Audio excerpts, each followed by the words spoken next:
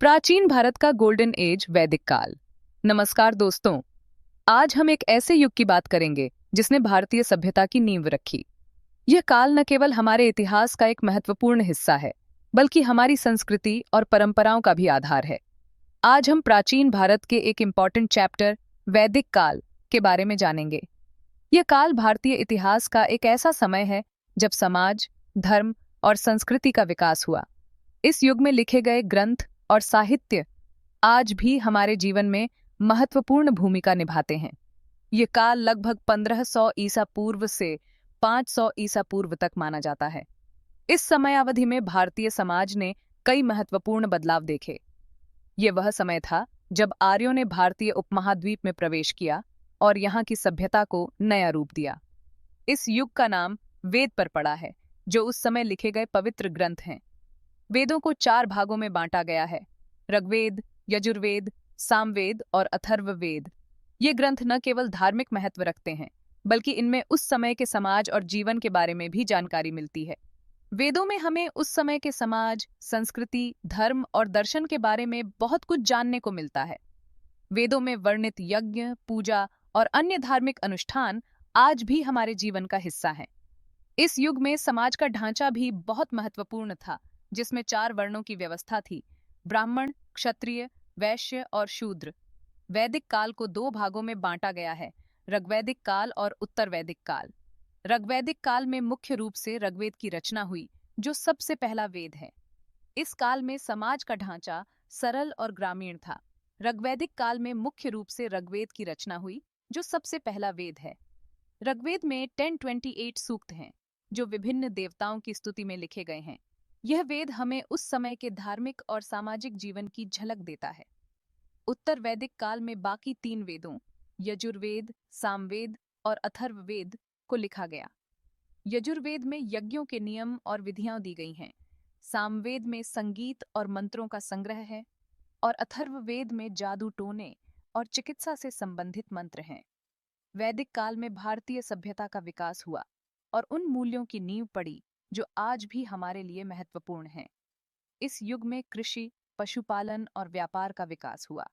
समाज में शिक्षा और ज्ञान का महत्व बढ़ा और गुरुकुल प्रणाली का प्रचलन हुआ। आइए इस गोल्डन एज के बारे में और जानते हैं।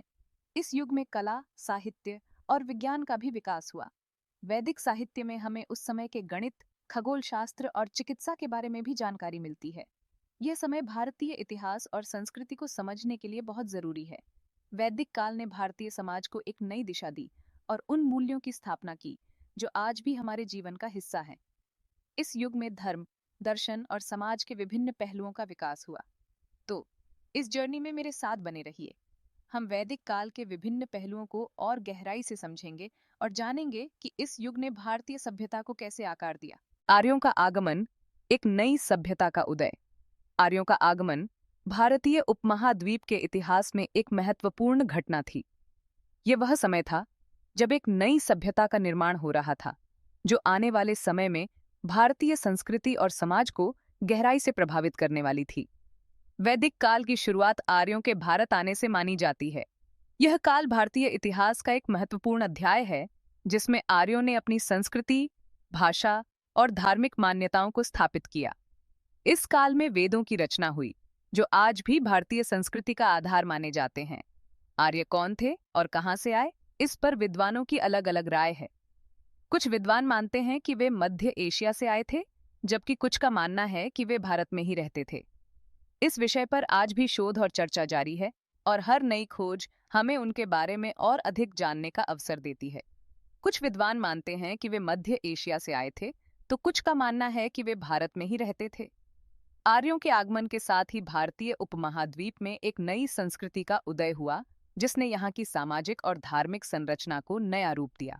आर्यों का जीवन सिंपल और प्रकृति के करीब था। वे प्रकृति के साथ सामंजस्य में रहते थे और उनके जीवन का हर पहलू प्रकृति से जुड़ा हुआ था। उनके जीवन में सादगी और प्राकृतिक संसाधनों का महत्व था, जो उनकी संस्कृति का एक महत्वपूर्ण हिस्सा था। वे जानवर पालते थे और खेती करते थे। खेती और पशुपालन उनके जीवन का मुख्य आधार था। वे अपने पशुओं की देखभाल करते थे और खेती के माध्यम से अपनी आजीविका चलाते थे। उनके जीवन में कृषि और पशुपालन का महत्वपूर्ण स्थान था। गाय उनके लिए बहुत महत्वपूर्ण थी और उसे धन का प्रतीक मानते थे। गायों को वे अपने जीवन का अभिन्न अंग मानते थे और उन्हें विशेष सम्मान देते थे। गायों का पालन पोषण उनके लिए न केवल आर्थिक बल्कि धार्मिक और सांस्कृतिक दृष्टि से भी महत्वपूर्ण था। आर्यों ने ही भारत में वैदिक संस्कृति की नींव रखी। उनके आगमन के साथ ही वैदिक संस्कृति का विकास हुआ, जिसने भारतीय समाज को एक नई दिशा दी। वैदिक संस्कृति ने भारतीय समाज के हर पहलू को प्रभावित किया, चाहे वह धार्मिक हो, सामाजिक हो या सांस्कृतिक। वे अपने साथ एक समृद्ध भाषा, संस्कृति और धार्मिक मान्यताएं लेकर आए थे। उनकी भाषा संस्कृत थी, जो आज भी भारतीय भाषाओं की जननी मानी जाती है। उनकी धार्मिक मान्यताएं और अनुष्ठान भारतीय समाज में गहराई से समाहित हो गए और आज भी उनका पालन किया जाता है। उन्होंने वेदों की रचना की, जो उनके ज्ञान और अनुभवों का संग्रह हैं। वेदों में उनके जीवन, उनकी धार्मिक मान्यताओं और उनके ज्ञान का विस्तृत वर्णन मिलता है। वेदों का अध्ययन आज भी भारतीय संस्कृति और धर्म के अध्ययन का एक महत्वपूर्ण हिस्सा है। आर्यों का आना भारतीय इतिहास में एक महत्वपूर्ण मोड़ था। उनके आगमन ने भारतीय समाज को एक नई दिशा दी और यहाँ की संस्कृति को समृद्ध किया। उनके आगमन के साथ ही भारतीय समाज में कई महत्वपूर्ण परिवर्तन हुए, जिन्होंने भारतीय इतिहास को नया मोड़ दिया। उनके आने से भारत में एक नई सभ्यता का उदय हुआ, जिसने भारतीय संस्कृति को नई दिशा दी। इस नई सभ्यता ने भारतीय समाज को एक नई पहचान दी और यहाँ की संस्कृति को समृद्ध और विविधतापूर्ण बनाया। आर्यों के आगमन ने भारतीय इतिहास में एक नई शुरुआत की, जिसने आने वाले समय में भारतीय समाज और संस्कृति को गहराई से प्रभावित किया। वेद ज्ञान के भंडार। वेदों का महत्व भारतीय संस्कृति में अनमोल है। ये प्राचीन ग्रंथ न केवल धार्मिक और आध्यात्मिक ज्ञान का स्रोत हैं, बल्कि इनमें विज्ञान, गणित, चिकित्सा और खगोल विज्ञान जैसे विषयों का भी समावेश है। वेद शब्द संस्कृत भाषा के विद शब्द से बना है, जिसका अर्थ है जानना। वेदों का ज्ञान अनंत और असीमित है, जो हमें जीवन के हर पहलू में मार्गदर्शन प्रदान करता है। वेदों को अपौरुषेय माना जाता है, यानी इन्हें किसी एक व्यक्ति ने नहीं लिखा है, बल्कि ये ईश्वरीय ज्ञान है जो ऋषियों को मिले थे। ऋषियों ने ध्यान और साधना के माध्यम से इस दिव्य ज्ञान को प्राप्त किया और इसे शिष्यों को मौखिक रूप से संप्रेषित किया। 4 वेद हैं: ऋग्वेद, यजुर्वेद, सामवेद और अथर्ववेद। प्रत्येक वेद का अपना विशिष्ट महत्व और उद्देश्य है। ऋग्वेद में देवताओं की स्तुति में लिखे गए मंत्र हैं। ये मंत्र हमें प्रकृति के विभिन्न तत्वों और देवताओं के प्रति कृतज्ञता व्यक्त करने की प्रेरणा देते हैं। यजुर्वेद में यज्ञों के नियमों और विधानों का वर्णन है। यज्ञ भारतीय संस्कृति का एक महत्वपूर्ण हिस्सा है, जो हमें सामूहिकता और समर्पण का महत्व सिखाता है। सामवेद में ऋग्वेद के मंत्रों को गाने के लिए रागों का संग्रह है। यह वेद संगीत और भक्ति का संगम है, जो हमें आत्मिक शांति और आनंद की अनुभूति कराता है। अथर्ववेद में रोग दूर करने, जादू टोना, औषधि और रोज के जीवन से जुड़े मंत्र हैं। यह वेद हमें स्वास्थ्य और जीवन के विभिन्न पहलुओं के बारे में महत्वपूर्ण जानकारी प्रदान करता है। वेद हमें उस समय के समाज, धर्म, दर्शन, संस्कृति और विज्ञान के बारे में बहुमूल्य जानकारी देते हैं। वेदों में वर्णित ज्ञान आज भी प्रासंगिक है और हमें जीवन के विभिन्न क्षेत्रों में मार्गदर्शन प्रदान करता है। ये भारतीय ज्ञान परंपरा के आधार हैं और आज भी हमें प्रेरणा देते हैं। वेदों का अध्ययन हमें न केवल हमारे अतीत को समझने में मदद करता है, बल्कि यह हमें भविष्य के लिए भी तैयार करता है। वेदों का ज्ञान अनमोल है और इसे संरक्षित और संप्रेषित करना हमारी जिम्मेदारी है। यज्ञ देवताओं से बात करने का माध्यम। यज्ञ वैदिक धर्म का एक महत्वपूर्ण हिस्सा था। यह देवताओं को खुश करने और उनसे अपनी इच्छाएं पूरी करवाने के लिए किया जाता था। यज्ञ में अग्नि में घी, हवन सामग्री आदि डालकर आहुति दी जाती थी। यज्ञ अलग अलग तरह के होते थे, जैसे अग्निहोत्र, दर्शपूर्ण मास, अश्वमेध आदि। इन यज्ञों को ऋषि मुनि करवाते थे। यज्ञों में मंत्रों का उच्चारण किया जाता था, जो वेदों से लिए जाते थे। यज्ञों को सामाजिक समरसता और एकता का प्रतीक माना जाता था। ये सिर्फ धार्मिक अनुष्ठान नहीं थे, बल्कि इनका वैज्ञानिक महत्व भी था। यज्ञ से वातावरण शुद्ध होता था और लोगों में सकारात्मक ऊर्जा का संचार होता था। वैदिक काल में समाज ने वर्ण व्यवस्था के साथ एक अधिक संरचित रूप लेना शुरू किया। इस सामाजिक व्यवस्था ने लोगों को 4 मुख्य समूहों में बांट दिया। ब्राह्मण, वे पुजारी और विद्वान थे जो धार्मिक अनुष्ठानों को पूरा करने और पवित्र ज्ञान को संरक्षित करने की जिम्मेदारी निभाते थे। अपने आध्यात्मिक कर्तव्यों और बौद्धिक कार्यों के कारण उन्हें सामाजिक व्यवस्था में सबसे ऊंचा माना जाता था। क्षत्रिय वे योद्धा और शासक थे जिन्हें राज्य की रक्षा और समाज को चलाने का काम सौंपा गया था। उनके पास बहुत ताकत थी और वे अक्सर समुदाय के लिए महत्वपूर्ण निर्णय लेने में शामिल होते थे। वैश्य वे व्यापारी, कारीगर और किसान थे जिन्होंने व्यापार, कृषि और उत्पादन में महत्वपूर्ण भूमिका निभाई। समाज की आर्थिक स्थिरता और समृद्धि के लिए उनका काम बहुत जरूरी था। शूद्र वे मजदूर और सेवा प्रदाता थे जो कई तरह के छोटे काम करते थे। हालांकि वे सामाजिक व्यवस्था में सबसे नीचे थे, लेकिन दैनिक जीवन को चलाने के लिए उनका योगदान महत्वपूर्ण था। समय के साथ यह वर्ण व्यवस्था और कठोर हो गई और आज जिसे हम जाति व्यवस्था के रूप में जानते हैं उसी में विकसित हो गई। वर्ण व्यवस्था के विपरीत, जो मूल रूप से व्यवसाय पर आधारित थी, जाति व्यवस्था वंशानुगत बन गई, जिससे सामाजिक गतिशीलता लगभग असंभव हो गई। इस बदलाव से एक अधिक स्तरीकृत और श्रेणीबद्ध समाज का जन्म हुआ। धर्म या कर्तव्य की अवधारणा भी इस काल में केंद्रीय बन गई। प्रत्येक वर्ण के अपने विशिष्ट कर्तव्य और जिम्मेदारियां थीं, और अपने धर्म का पालन करना सामाजिक व्यवस्था और ब्रह्मांडीय सद्भाव को बनाए रखने के लिए आवश्यक माना जाता था। कर्तव्य और धार्मिकता के इस विचार ने जीवन के हर पहलू को प्रभावित किया, जिससे लोगों को अपनी भूमिकाओं और जिम्मेदारियों के अनुसार जीने का मार्गदर्शन मिला। इस संरचित सामाजिक व्यवस्था और धर्म की अवधारणा ने उन जटिल सामाजिक मानदंडों की नींव रखी जो आने वाली सदियों तक भारतीय समाज को आकार देंगे। देखो भाई, वर्ण व्यवस्था ने तो समाज का ढांचा बना दिया था और उस समय धर्म और प्रकृति की पूजा ही वैदिक जीवन का मूल थी। बहुत सारे देवी देवताओं को माना जाता था और सबकी पूजा प्रकृति और उनसे जुड़ी ताकतों के लिए की जाती थी। इंद्र, जो देवताओं के राजा थे, ऋग्वेद में सबसे ज्यादा पूजे जाने वाले देवता थे। बिजली, बारिश और युद्ध से जुड़े इंद्र को रक्षक और देने वाला माना जाता था।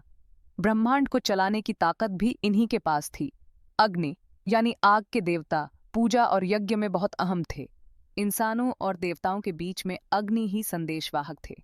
यज्ञ में जो भी चढ़ावा चढ़ाया जाता था वो अग्नि के जरिए ही देवताओं तक पहुंचता था। वैदिक पूजा में अग्नि का होना बहुत जरूरी था क्योंकि वो बदलाव और पवित्रता के प्रतीक थे। सोम एक ऐसे देवता थे जो एक पवित्र पेय से जुड़े थे। माना जाता था कि ये पेय अमरता और दिव्य प्रेरणा देता है। सोम को बनाना और पीना वैदिक पूजा का अहम हिस्सा था। ये आध्यात्मिक ज्ञान और देवताओं से जुड़ने की चाहत को दर्शाता था। वरुण ब्रह्मांड के नियम, रथ और नैतिकता के देवता थे।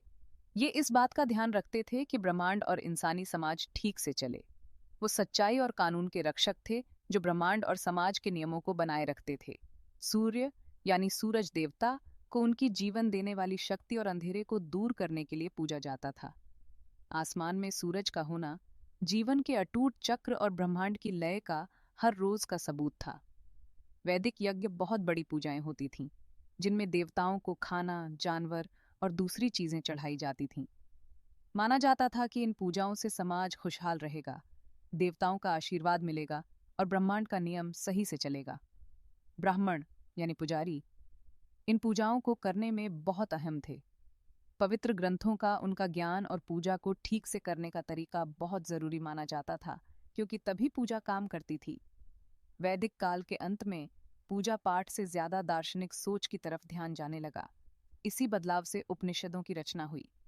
इन ग्रंथों में हकीकत, आत्मा और सबसे बड़ी सच्चाई ब्रह्म के बारे में खोज की गई। इसी से हिंदू दर्शन की नींव पड़ी। प्रकृति और देवी देवताओं की पूजा के जरिए वैदिक काल के लोग ब्रह्मांड को समझना और उससे तालमेल बिठाना चाहते थे। इसी से एक आध्यात्मिक आधार बना जो भारतीय संस्कृति और दर्शन को आने वाले हजारों सालों तक प्रभावित करता रहा। दोस्तों, वैदिक काल भारत की धार्मिक, सामाजिक और सांस्कृतिक जिंदगी को बनाने में बहुत अहम रहा।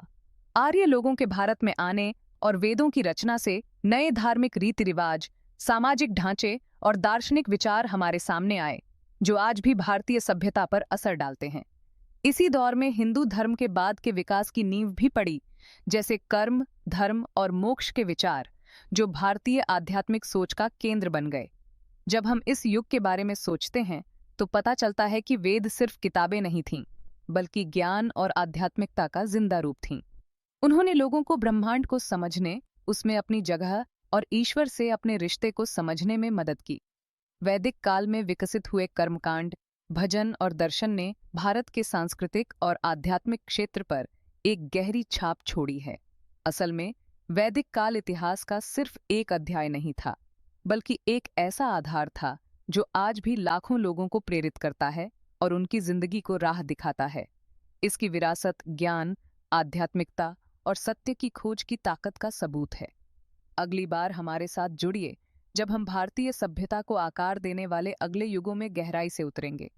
हम देखेंगे कि वैदिक काल में बोए गए बीज कैसे संस्कृति, दर्शन और आध्यात्मिकता के एक समृद्ध चित्र में बदल गए।